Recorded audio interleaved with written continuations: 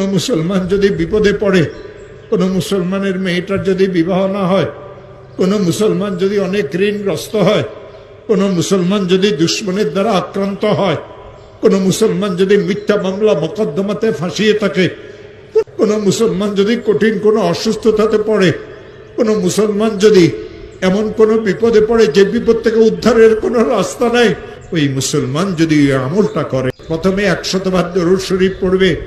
যেই দরুদ শরীফ সে পড়তে জানে, ইশারের নামাজের শেষে ঘুমের আগে পড়বে আল্লাহুম্মা সাল্লি আলা সাইয়্যিদিনা মুহাম্মদ 100 বার। 499 বার পড়বে লা হাওলা ওয়ালা কুওয়াতা ইল্লা বিল্লাহ। একবার পড়বে লা হাওলা ওয়ালা কুওয়াতা ইল্লা বিল্লাহিল আলিয়্যিল আযীম। 100 বার দরুদ শরীফ পড়বে, হাত পাতিয়ে বলবে মাওলা আমি অনেক গরিব মানুষ।